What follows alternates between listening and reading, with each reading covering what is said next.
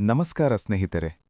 ಈ ವೇಗದ ಗೊಂದಲಭರಿತ ಮತ್ತು ನಿರೀಕ್ಷೆಗಳ ಭಾರದಿಂದ ತುಂಬಿರುವ ಜೀವನದಲ್ಲಿ ನಾವು ಒಂದೇ ಪ್ರಶ್ನೆಯನ್ನು ಮತ್ತೆ ಮತ್ತೆ ಕೇಳಿಕೊಳ್ಳುತ್ತೇವೆ. ನಾನು ಸರಿಯಾದ ದಾರಿಯಲ್ಲಿ ನಡೆಯುತ್ತಿದ್ದೇನೇನಾ? ನನ್ನ ಜೀವನಕ್ಕೆ ಅರ್ಥವೇನು?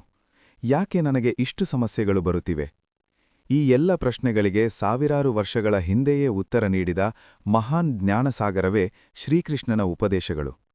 ಇಂದಿನ ಈ ವಿಡಿಯೋದಲ್ಲಿ ನಾವು ಜೀವನದ ಅತಿ ಆಳವಾದ ಸತ್ಯಗಳನ್ನು ಅರಿಯಲಿದ್ದೇವೆ. ಕೇಳದೆ ಸಿಗುವುದಿಲ್ಲ ಎನ್ನುವ ನಿಯಮದಿಂದ ಆರಂಭಿಸಿ ಕರ್ಮ, ಸಂಬಂಧಗಳು, ಮೌನ, ಸತ್ಯ, ಸಹನೆ ಮತ್ತು ಆತ್ಮಜ್ಞಾನವರೆಗೆ. ಸ್ನೇಹಿತರೆ, ಜೀವನದಲ್ಲಿ ಹಲವಾರು ಬಾರಿ ನಾವು ನಮ್ಮನ್ನೇ ತಪ್ಪಾಗಿ ಅರ್ಥಮಾಡಿಕೊಳ್ಳುತ್ತೇವೆ. ಇತರರು ನಮ್ಮನ್ನು ಅರ್ಥಮಾಡಿಕೊಳ್ಳುವುದಿಲ್ಲವೆಂದು ಬೇಸರಪಡುತ್ತೇವೆ. ಆದರೆ ನಿಜವಾದ ಪ್ರಶ್ನೆ, ನಾವು ನಮ್ಮನ್ನೇ ಎಷ್ಟು ಅರ್ಥಮಾಡಿಕೊಂಡಿದ್ದೇವೆ? ಶ್ರೀಕೃಷ್ಣ ಹೇಳುತ್ತಾರೆ, ಜೀವನದಲ್ಲಿ ಏನೂ ಯಾದೃಚ್ಛಿಕವಾಗಿ ನಡೆಯುವುದಿಲ್ಲ. ಪ್ರತಿಯೊಂದು ಘಟನೆ, ಪ್ರತಿಯೊಂದು ನೋವು, ಪ್ರತಿಯೊಂದು ಸಂತೋಷ ಎಲ್ಲವೂ ಒಂದು ಕಾರಣಕ್ಕಾಗಿ ಬರುತ್ತವೆ. ಅದು ನಮಗೆ ಪಾಠ ಕಲಿಸಲು, ನಮ್ಮನ್ನು ಬಲಿಷ್ಠರನ್ನಾಗಿಸಲು ಮತ್ತು ನಮ್ಮ ನಿಜವಾದ ಸಾಮರ್ಥ್ಯವನ್ನು ಅರಿಯಲು ಸಹಾಯ ಮಾಡುತ್ತದೆ. ನಾವು ಅನೇಕ ಬಾರಿ ನ್ಯಾಯಕ್ಕಾಗಿ ಕಾಯುತ್ತೇವೆ. ಯಾಕೆ ನನ್ನೊಂದಿಗೆ ಮಾತ್ರ ಹೀಗಾಗಿದೆ ಎಂದು ಪ್ರಶ್ನಿಸುತ್ತೇವೆ. ಆದರೆ ಮಹಾಭಾರತವೇ ನಮಗೆ ಹೇಳುತ್ತದೆ, ನ್ಯಾಯ ಯಾವಾಗಲೂ ತಕ್ಷಣ ಸಿಗುವುದಿಲ್ಲ.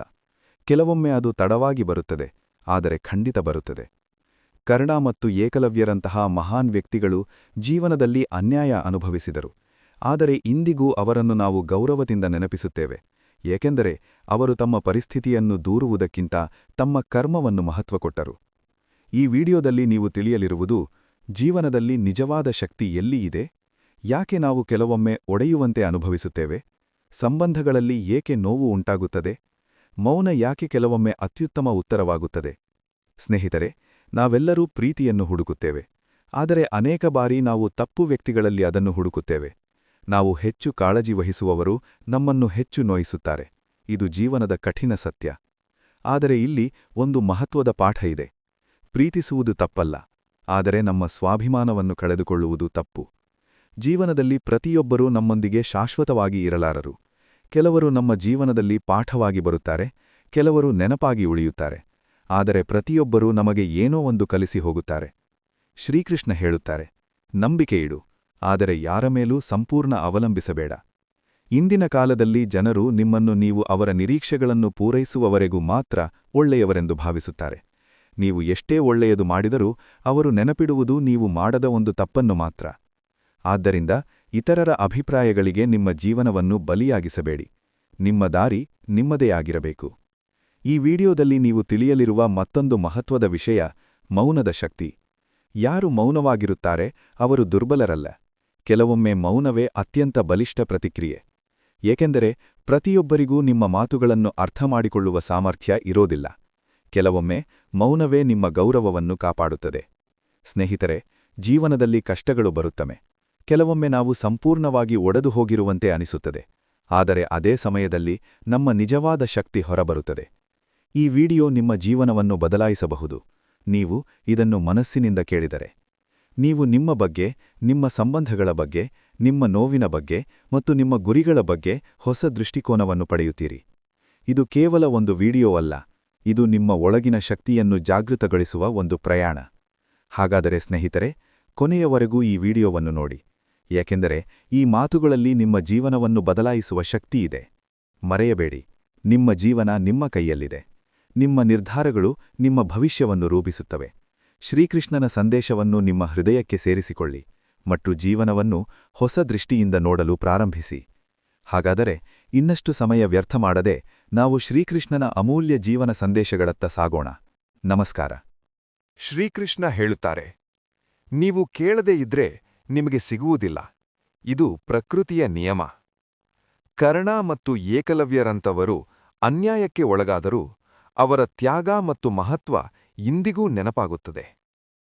ಜೀವನ ನಮಗೆ ಕಲಿಸುವುದು, ನ್ಯಾಯಕ್ಕಾಗಿ ಕೇವಲ ಬೇಡಿಕೊಳ್ಳುವುದು ಸಾಕಾಗುವುದಿಲ್ಲ, ಅದರಿಗಾಗಿ ಶ್ರಮವೂ ಬೇಕು. ಈ ಲೋಕದಲ್ಲಿ ನ್ಯಾಯ ಹಲವಾರು ಬಾರಿ ಬಲಿಷ್ಠರ ಕಡೆಗೆ ವಾಲುತ್ತದೆ. ಸತ್ಯವನ್ನು ಅರಿಯಲು ಜ್ಞಾನ ಅಗತ್ಯ. ಯಾಕೆಂದ್ರೆ ಜನರು ಮತ್ತು ಪರಿಸ್ಥಿತಿಗಳು ಕಾಣಿಸುವಂತಿರಲಾರವು. ನೀವು ಒಡೆದು ಹೋಗಿರುವಂತೆ ಅನುಭವಿಸಿದ್ರೆ ಅದು ಅಂತ್ಯವಲ್ಲ, ಅದು ಕೇವಲ ದಣಿವು. ಸ್ವಲ್ಪ ವಿಶ್ರಾಂತಿ ಬಳಿಕ ನೀವು ಇನ್ನಷ್ಟು ಶಕ್ತಿಯಾಗಿ ಮರಳುತ್ತೀರಿ. ಸಂಬಂಧಗಳ ಬಗ್ಗೆ. ಸಂಬಂಧಗಳನ್ನು ಕಾಲಹರಣ ಎಂದು ಭಾವಿಸಬೇಡಿ. ಅವರಿಗೆ ಸಮಯ ಕೊಡಿ. ಜೀವನದಲ್ಲಿ ಗುರಿಗಳು ಸಿಗಬಹುದು, ಆದರೆ ಹೃದಯದಿಂದ ಇಷ್ಟಪಟ್ಟವರು ಸಿಗುವುದಿಲ್ಲ. ಜೀವನ ಒಂದೇ ಬಾರಿ ಸಿಗುವುದಿಲ್ಲ, ಪ್ರತಿದಿನ ಹೊಸ ಅವಕಾಶ ಸಿಗುತ್ತದೆ. ಯಾರು ನಿಮ್ಮವರೋ ಅವರು ಮಾತ್ರ ನಿಮ್ಮ ಮೇಲೆ ಕೋಪ ತೋರಿಸುತ್ತಾರೆ. ಬೇರೆಯವರು ಮುಂದೆ ಎಲ್ಲರೂ ನಗು ತೋರಿಸಬೇಕಾಗುತ್ತದೆ.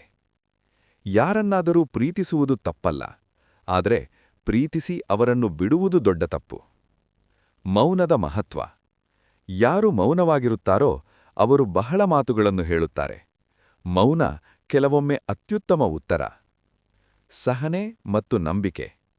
ಸಹನೆ ಬಂದಾಗ ಎಲ್ಲಾ ಆಸೆಗಳು ಶಾಂತವಾಗುತ್ತವೆ. ನಂಬಿಕೆ ಇಡಿ, ಆದರೆ ಯಾರ ಮೇಲೂ ಸಂಪೂರ್ಣ ಅವಲಂಬನೆ ಇರಬೇಡಿ. ನಾವು ಹೆಚ್ಚು ಕಾಳಜಿ ವಹಿಸುವವರು ಕೆಲವೊಮ್ಮೆ ನಮ್ಮನ್ನು ಹೆಚ್ಚು ನೋಯಿಸುತ್ತಾರೆ. ಇದು ಜೀವನದ ಸತ್ಯ. ಮಾನವ ಸ್ವಭಾವ.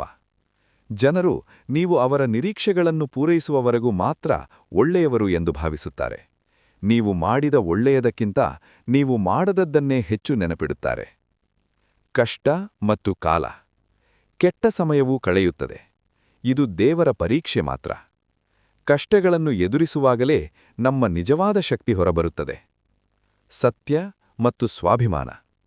ಯಾರು ನಿಮ್ಮನ್ನು ತಪ್ಪಾಗಿ ಅರ್ಥಮಾಡಿಕೊಳ್ಳಬೇಕೆಂದರೆ ನೀವು ಮೌನವಾಗಿದ್ದರೂ ತಪ್ಪಾಗಿ ಅರ್ಥಮಾಡಿಕೊಳ್ಳುತ್ತಾರೆ. ಆದ್ದರಿಂದ ನಿಮ್ಮ ಮನಸ್ಸನ್ನು ಸ್ವಚ್ಛವಾಗಿಟ್ಟುಕೊಳ್ಳಿ.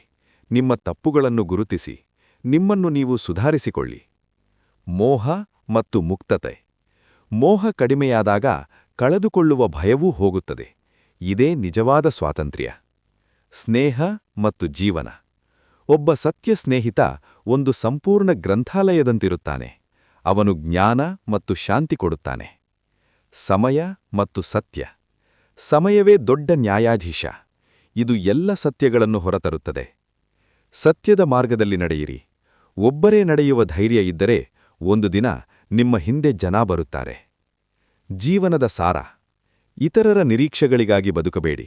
ನಿಮ್ಮ ಆತ್ಮದ ಮಾತು ಕೇಳಿ. ಪ್ರೇಮ ಮತ್ತು ಸತ್ಯದೊಂದಿಗೆ ಬದುಕಿ. ಸಂಬಂಧಗಳ ನಿಜವಾದ ರೂಪ. ನಿಮ್ಮ ಜೊತೆ ಇರಲು ಇಚ್ಛಿಸುವವರು ನಿಮ್ಮ ತಪ್ಪುಗಳನ್ನು ಕ್ಷಮಿಸಿ ಅದನ್ನು ಸರಿಮಾಡಲು ಪ್ರಯತ್ನಿಸುತ್ತಾರೆ. ಬಿಡಲು ಯೋಚಿಸುವವರು ಸಣ್ಣ ತಪ್ಪನ್ನು ಕಾರಣ ಮಾಡುತ್ತಾರೆ. ಸರಳತೆ ಮತ್ತು ವಿನಯ. ಸರಳತೆ ದೊಡ್ಡ ಆಕರ್ಷಣೆ. ವಿನಯವೇ ನಿಜವಾದ ಜ್ಞಾನ. ಜೀವನದ ಪಾಠ. ಎಲ್ಲರೂ ತಮ್ಮ ಪಾತ್ರವನ್ನು ಬದಲಾಯಿಸುತ್ತಾರೆ. ಆದ್ದರಿಂದ ಎಲ್ಲರಿಗೂ ನಿಮ್ಮ ಮಾತುಗಳನ್ನು ಹೇಳಬೇಡಿ. ಕೆಲವೊಮ್ಮೆ ಮೌನವಾಗಿರಿ. ಯಾರು ನಿಮ್ಮನ್ನು ಅರ್ಥಮಾಡಿಕೊಳ್ಳುತ್ತಾರೆ ಎಂಬುದು ತಿಳಿಯುತ್ತದೆ. ಸ್ವಾಭಿಮಾನ. ಯಾರ ಜೊತೆಗಿದ್ದಾಗ ನಿಮಗೆ ಗೌರವ ಸಿಗುವುದಿಲ್ಲವೋ ಅವರಿಂದ ದೂರವಾಗಿರಿ. ಸತ್ಯದ ಉದಾಹರಣೆಗಳು. ರಾವಣನಿಗೆ ಎಲ್ಲವೂ ಇತ್ತು, ಆದರೆ ಧರ್ಮ ಇರಲಿಲ್ಲ. ರಾಮನು ಕಾಡಿನಲ್ಲಿದ್ದರೂ ಧರ್ಮವನ್ನು ಜಯಿಸಿದರು. ಕೃಷ್ಣನು ಕಾರಾಗೃಹದಲ್ಲಿ ಹುಟ್ಟಿ ವಿಶ್ವಕ್ಕೆ ಮಾರ್ಗದರ್ಶನ ನೀಡಿದರು. ಅಂತಿಮ ಸಂದೇಶ. ಕರ್ಮ ನಿಮ್ಮ ಕೈಯಲ್ಲಿದೆ, ಫಲ ಅಲ್ಲ. ಆದ್ದರಿಂದ ಫಲದ ಬಗ್ಗೆ ಚಿಂತೆ ಮಾಡದೆ ನಿಮ್ಮ ಕರ್ತವ್ಯವನ್ನು ಮಾಡಿ. ಏನಾಗಬೇಕೋ ಅದಾಗುತ್ತದೆ. ಏನಾಗಬಾರದೆಂದರೆ ಅದಾಗುವುದಿಲ್ಲ. ಜೀವನವನ್ನು ಸ್ವೀಕರಿಸಿ. ಹೋದದನ್ನು ಬಿಡಿ. ಬರುವುದನ್ನು ಸ್ವಾಗತಿಸಿ. ಸತ್ಯ, ಪ್ರೇಮ ಮತ್ತು ವಿನಯ ಇವುಗಳೇ ಜೀವನದ ನಿಜವಾದ ಆಧಾರಗಳು.